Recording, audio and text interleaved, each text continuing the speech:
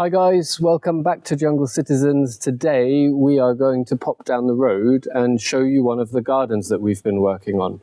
So we told you before we've been working on 4 gardens. The place that we're going is one of them. We did start doing planting back in April, May of last year. We'll put some pictures up over the course of this video. And then we bought a whole bunch more plants there when we moved a few weeks back. So we're going to show you that. Hopefully it's looking very lovely, and we will also show you a little bit of the route on the way because it's actually a very beautiful way. So with no further ado, let's go. If the scooter will start. Okay.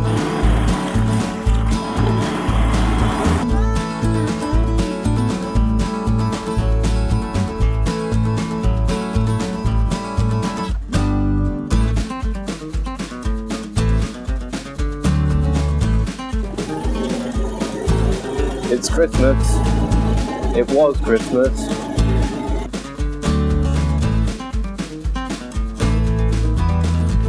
So this is a lovely little bike bridge that goes over the Kushavati River. And around here you can see all these little signs that this used to be a really massive rainforest. But how beautiful is that?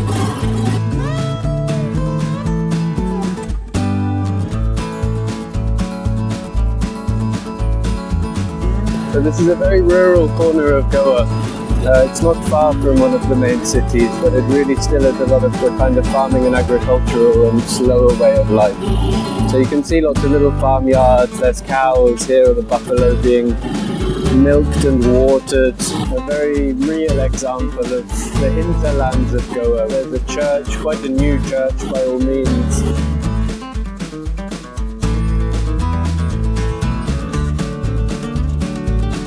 Nice house, lovely house.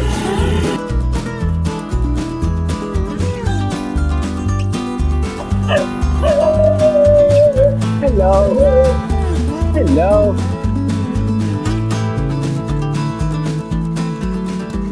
Okay, so we've reached to this garden and we're going to show you around because it's looking super nice. We've also bought a whole bunch of the most unhappy plants, to be honest, with us, all the ones that weren't really getting any water and stuff like that are looking super sad, so we can get them in the ground here because probably this is the best environment. We have this lovely kind of canopy coming from chiku trees and mango trees, so that keeps this place shady and moist, which is brilliant. So I think we have to go and have a look around. So this place is looking really awesome. It's a place where we started doing a little bit of work before the monsoon. So some of these plants were planted before, but a lot of the plants were also planted now during the move because we really needed to have a good place for them, and this place is really good. So we're going to show you around because there's some really nice looking plants and details in this tropical garden. And it's only a 7-8 month old tropical garden. So you'll see the before and after pictures, but it's a very young garden. In another 1-2 years, this place will be amazing.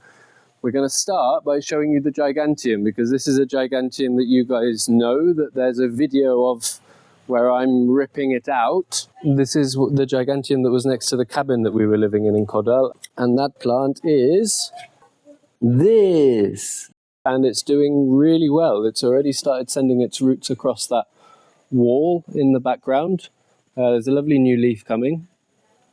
And it hasn't really lost any size at all. So the great thing about these Giganteum is that they really are very, very robust plants. So if you're looking for a plant that can take a beating, quite frankly, this is one for you to consider.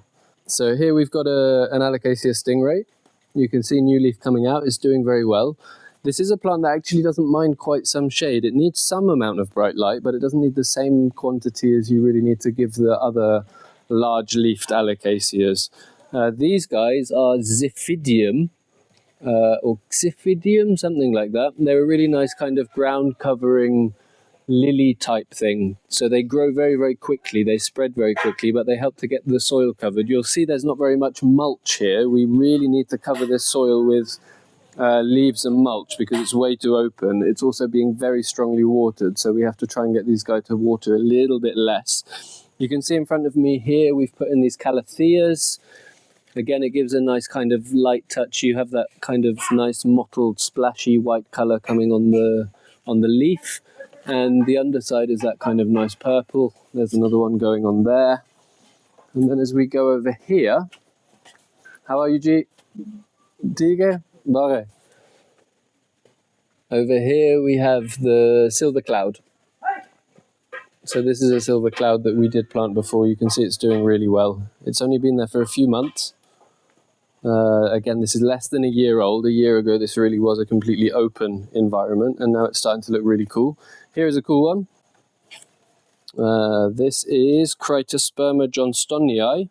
So these guys can get really huge as well. They normally like to have a good amount of light, and they like to be in very watery, boggy areas as well. So we had to safeguard a few of our plants. So this is one of the places we put a few of them, because it allows us to then, at a later date, take some of the babies that come out, because these pup quite well. But this is a really, really cool aroid. And then there's another stingray coming in there, as you can see.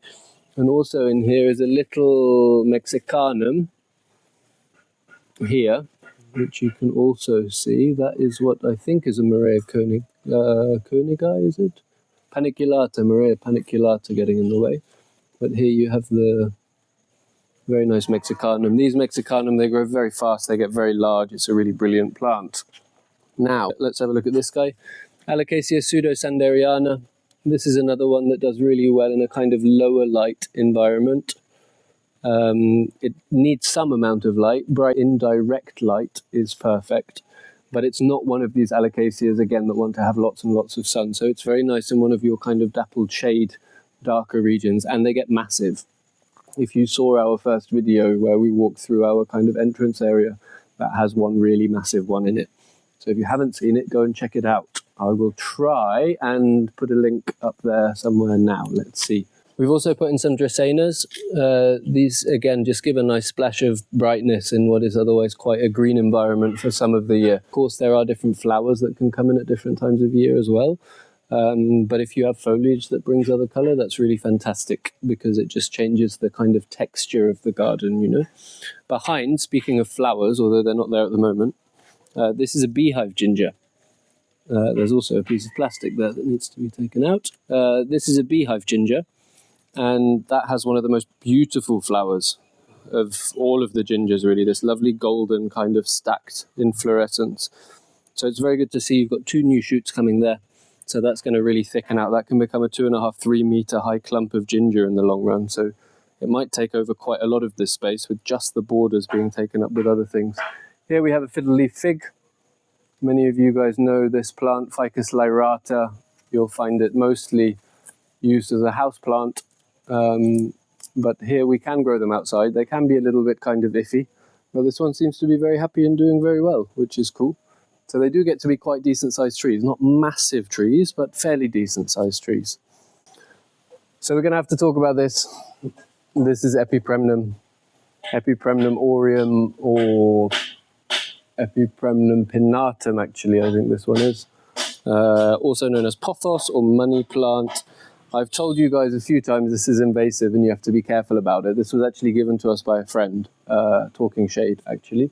And so we planted it, and we already knew that it was going to go like crazy, but we thought, well, maybe because it's the aurea version that has this kind of variegation, it won't grow quite as crazy.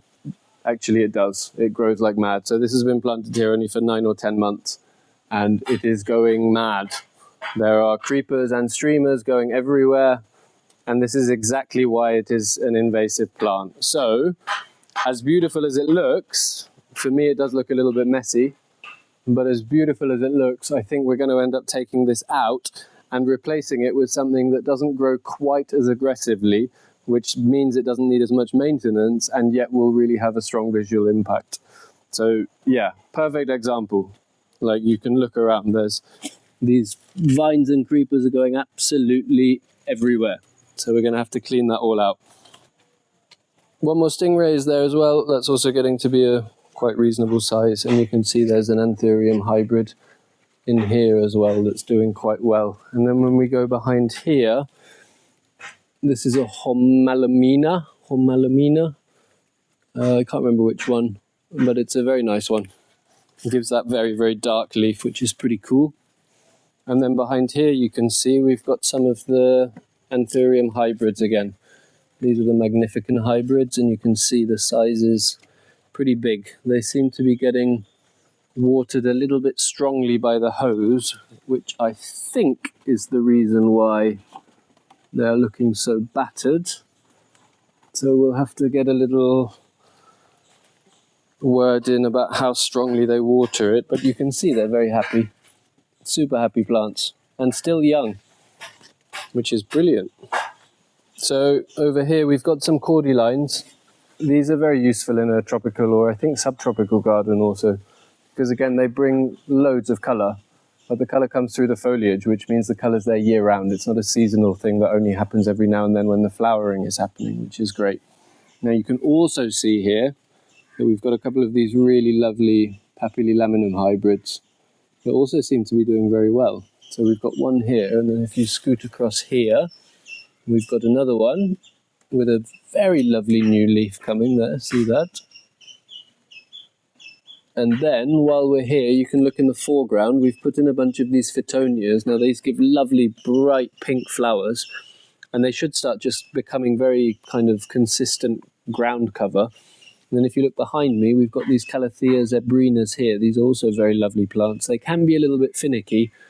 They like to have a good amount of shade, and they don't like to be completely waterlogged sometimes, so we'll have to see how they do, but they seem to be doing quite all right at the moment.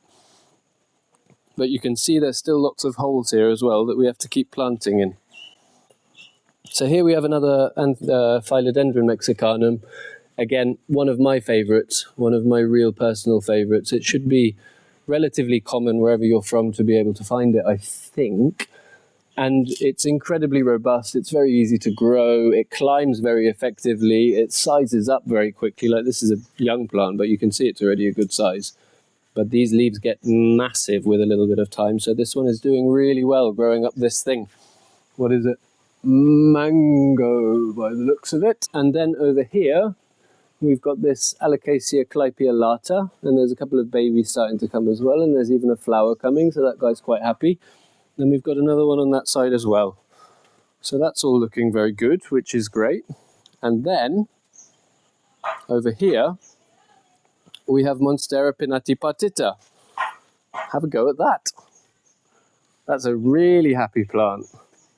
So this one again, you might remember in the video ripping out all of our plants that we ripped out a triple head cut. It was like a Medusa pinnatipatita that had 3 heads coming out. That one actually went to Clinton, who you saw in the video. He took that and put it into one of his gardens. But we planted this one last year, so this is 1 monsoon's worth of growth from being all the way down here. And you can see when we planted it, we had already planted a mature plant, so you can see that the leaves weren't as big, but they were already getting the fenestrations. We're actually going to show you a young plant of this now, because there's a young plant on another tree there. So you can see how different the leaves are. But this one now has split again into 3 separate sections there, you can see. 1, 2, and 3, which is really having an amazing impact on the visuals of it, because if you see the plant with me standing there, so I'm 1.8 meters, 1.82 meter, something like that. This plant has pretty much reached to my height, but the great thing is, it isn't just a little creeper. Because it was planted as a mature plant, it is even now a mature plant at 1.8 meters and has really filled out that space. So I think that looks pretty awesome. Very, very cool plant. So we're going to go from the mature Monstera pinnatipatita to the juvenile form of Monstera pinnatipatita.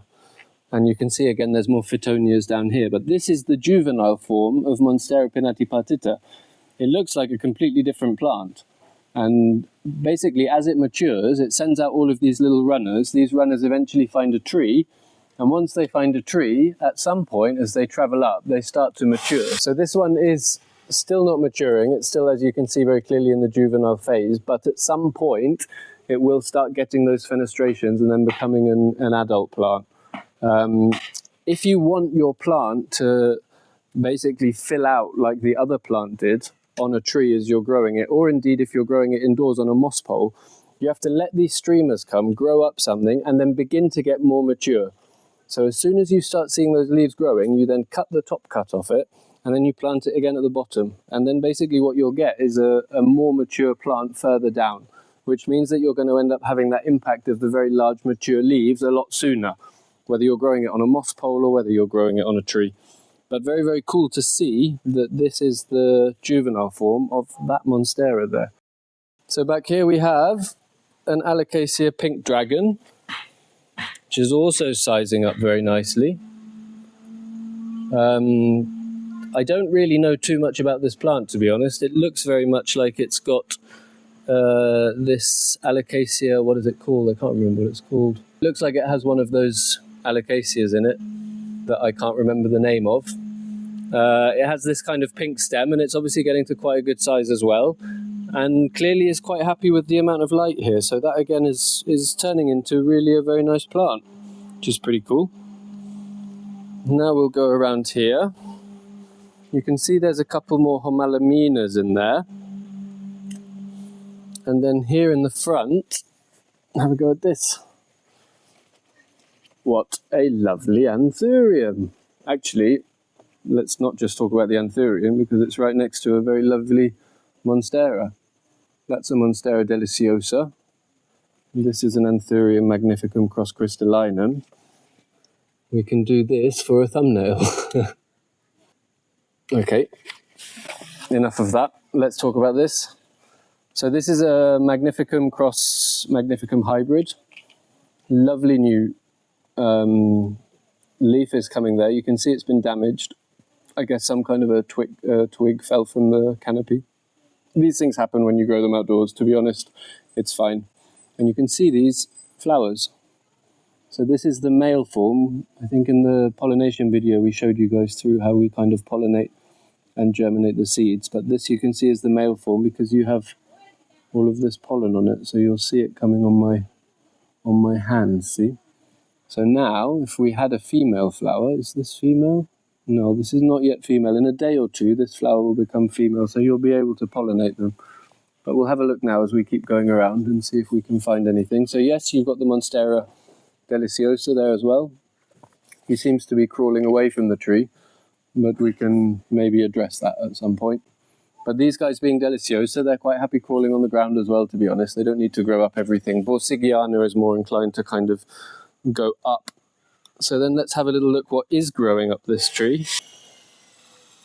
So this is a Philodendron subhastatum. You can see behind you have this lovely red on the leaf. That red doesn't last. As it goes into maturity, it actually loses it. Look, there's a more mature leaf. You can see it starts losing it. So it becomes kind of actually quite a typical, I don't want to call it plain. I guess it's plain in a way. Don't listen. But nice plant, grows very easily, very quickly as well. There is a variegated version, I believe, and one of ours is slightly variegated, which is cool. And then also here you've got the Philodendron erubescens there. And then again a couple of Phytonias thrown around, and somewhere in here as well. Here we've also chucked in a variegated bell marks. Let's see if they survive. So these are all the things that we've put in since the move. Just to see if they'll survive. There's a nice little, you see these are all the great things. When these things fall in your garden, look, you can see there's some very interesting fungus on them. But these kinds of things are gold. This is what gives you good soil. So never burn this stuff or get rid of it. Just put it onto the ground.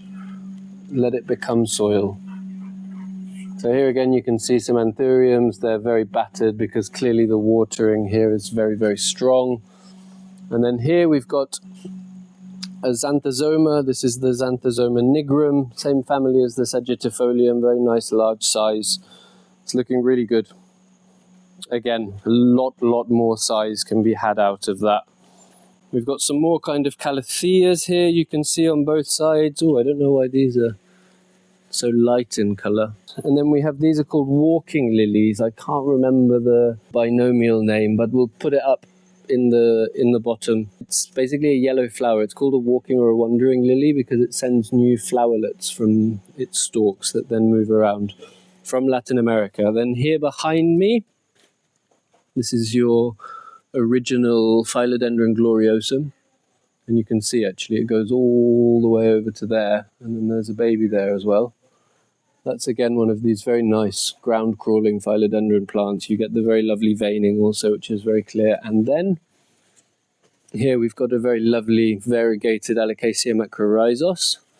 It also seems to be very happy. It's got a little bit of damage here. I again presume that's because this was an area where the hose hit it very aggressively, or maybe there's a drop every morning from the top of the canopy that goes there. And then we'll talk about this. This is a massive one. So the funny thing about plants, actually the funny thing about just landscaping in general, is that every plant is different, and you never know which place is going to be really perfect for it and which one isn't. Sometimes you hit the jackpot. With this one, I think we hit the jackpot because that has sized up monumentally. Have a look at that leaf. I mean, if I put my face beside that, that is huge. That's a proper huge leaf, and it's still hardening off, which means it probably still has a little bit of size to go. And it's significantly larger than the last leaf that came out, which means that the next one's going to be even bigger. So, I mean, that is quite frankly awesome. I'm very, very happy to see that, because that means we've got a very, very, very happy plant. For sure, if we're talking about our landscape gardening, to have an absolutely massive Anthurium in it like that is really what we're talking about. That's what we love to do. That's the impact we like to have. And again, have to repeat to everyone, this is a garden that is less than a year old. So here on this side, again, it's another side that we've done. It was a little bit of a complicated one to work out, but actually it's a really perfect place because it gets loads of shade. So we're going to put a bunch more Anthuriums and things into here. You can see there's Schismatoglottis wallichii. This one is a very lovely kind of ground cover aroid that really spreads very easily and quickly. The Stenanthe also we've put into here. And then we've got lots of the Anthuriums already. These are ones that we've again just planted this year, well now last year, but about a month back during the move. You can see there's more here. And there's a nice new leaf coming there as well that looks like that's going to be a decent size. And then here you've got Philodendron silver cloud, which is doing its thing, going all the way around there. You can see these Dracaenas. These Dracaenas actually were already there. Snake plant, they're called. People call them. And again, you can see there's another Anthurium, and then you've got another Alocasia pseudosanderiana. So this is again a space that we want to kind of fill out naturally. The silver cloud is going to start doing an awful lot of the work, and then as the Anthurium size up, you'll get these brilliant Anthurium leaves coming out through it, and of course that Alocasia as well. And then we'll have to see how that Schismatoglottis clumps up. Hopefully it will become a really nice dense clump. Then we have to go over here. We've got an absolutely lovely Monstera esqueleto, and then we have an equally lovely Anthurium papillilaminum hybrid that we stuck in here. So this is a really nice one because it has this really wide sinus. Some of the sinuses are very closed, but this one you can see is really very wide. It's a lovely colour. It's almost like a chocolate brown sort of colour. And then it hardens off to be this very, very dark, typical pappy kind of dark colour with the nice veins. So that's very lovely. And then in the background we have another Esqueleto. This Esqueleto is a couple of years behind that absolute monster Esqueleto that we've already shown you one time. And still, this time next year, this Esqueleto is going to be the same size as that one in the thumbnail on the first video. So these guys size up really well. If you get them in a happy place like this one is, where it's growing up a nice tree in a nice shady spot, but where there's a good amount of diffuse light that's coming after a certain point, you will end up with a monster plant. You should never try and help leaves. Never do what I'm doing. This is the impatient child in me that just decides, okay, I'm going to give it a helping hand, even though it doesn't need a helping hand. Maybe it does, because actually there's an insect is eaten here, which sometimes can make it stuck. But yeah, general rule of thumb, guys, don't do this. The plant knows what it's doing. It doesn't need our help.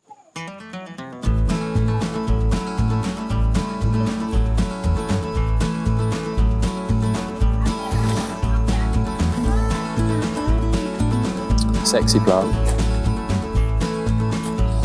And then we have to do some planting.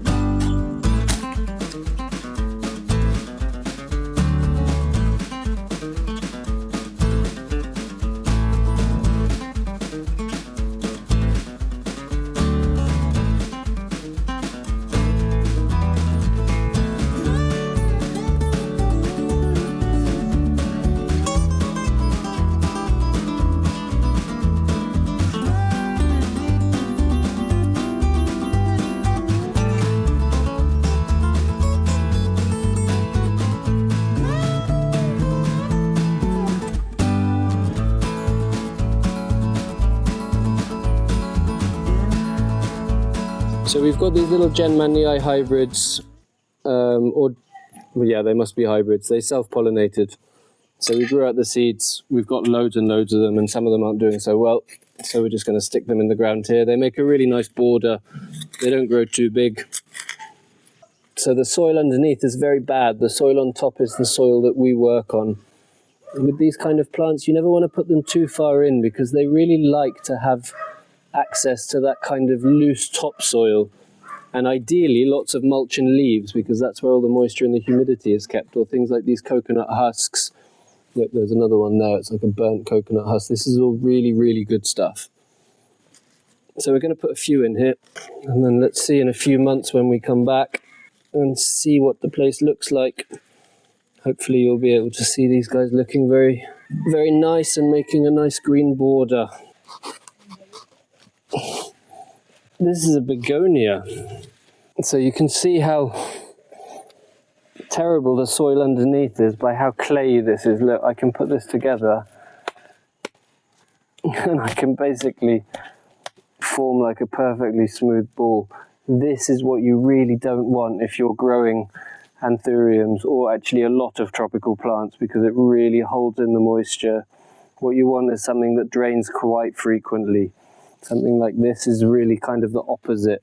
Now, how do you solve that? You can only solve that by building better soil on top of it. You're never going to get rid of it unless you have a lot of money to spend in a completely derelict ecosystem, of course. But you basically need to build good soil on top of it. And as soon as you have that good soil on top of it, the plants are going to really focus there. The only thing that will take its roots really far down into this stuff are the trees and some of the hardier shrubs. For things like the Anthuriums, they don't even bother with it. They don't even go down. They just send their roots out because it's so horrible for them. This begonia, well, let's see. To be honest with you, when I started this garden and seeing this kind of soil coming out, I was a little bit worried. So we put in a lot of the additional soil and biomass on the top to kind of compensate for it. And it seems to have worked, to be fair. Like, the garden is doing a lot better than I'd expected. So now we're going to see. The hope is that this guy will also do well. But there, you see the difference in the soil. Look at this. This is really nice fluffy soil. If I try and make a ball out of it, I mean, I can, but it's all falling apart, you see. This is the kind of soil that we're looking for. That's really nice stuff. So that now goes in there. So we've got one more plant to plant, and that is Monstera obliqua. Monstera obliqua, here it is. This is not a skeleton, this is obliqua. Obliqua has some of the most, it's one of the holiest, as in holiest, not holiest, not religion, holes. Fenestrations. It's one of the most fenestrated of the Monstera, and this used to be a plant that was basically impossible to get hold of, and it was hugely expensive back in 2020, 2021, something like that, in the height of that kind of COVID plant boom. And yet now it's getting more and more available. So this is a Monstera obliqua. You can see it's sending a lovely runner there. And what we're going to do is we're going to plant it somewhere near a tree where this runner can go up.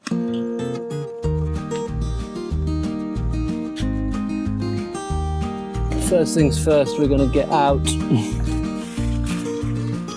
the epipremnum. because we just don't want it making a mess. This is one of these. Do you know what we can do for this? We can cut a load of cuttings and have them in the house in water because they grow very easily. They make it look nice and green and fresh. They don't need much light, but really I don't recommend you plant this plant, even though I have. I knew it would be a mistake. I didn't buy it, I got given it, and yet I planted it, and it has just reaffirmed. Here, look. It has reaffirmed the reality. Look at this. This is literally 10 months of growth, guys. Like, we're talking about, I don't even know, that's got to be, if you take it all the way from the bottom, just one streamer having 10 meters worth of growth, and they're going everywhere. So honestly, if you have a tropical garden and you want nice plants, aroids, growing up your trees, don't get Epipremnum pinnatum or aureum. Just don't do it. Get something else. Like Monstera obliqua. This grows quite fast, but it's way sexier than that. And now it's quite cheap as well. One more plant of interest to show. These, again, just planted. These are the Anthurium pedata radiatum cross magnificum hybrid babies that we made. And this is the first one that's starting to show a little bit of shape, but you can see it's also getting the vein. So we've got 3 planted here. Another one is here. And then there's one more just down there. So it's going to be very, very fun to see what these guys turn into, because the parents are massive plants. So the potential is that these will become really huge. And then you can see there's another bell marks here in the background.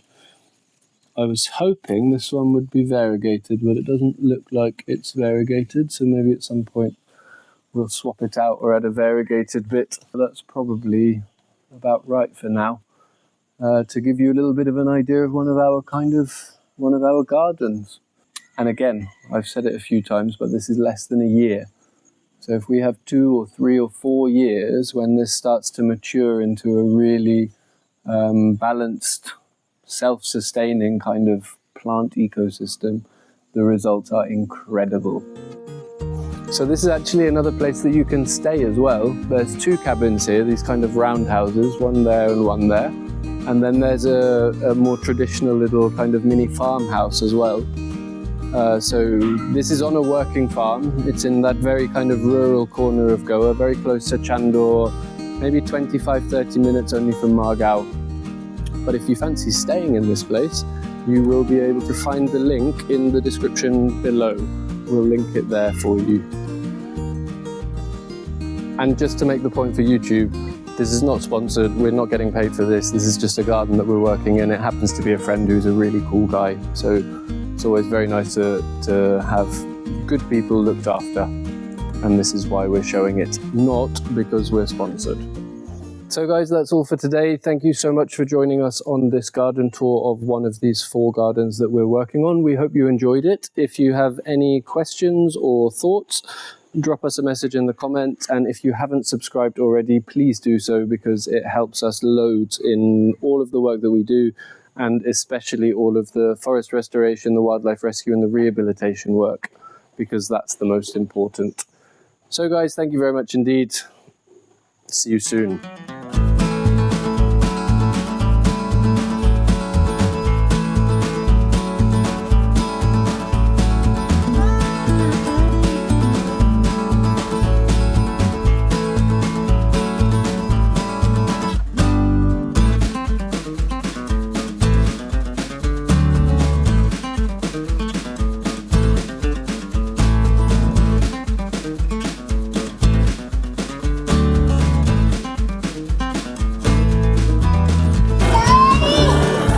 Bye.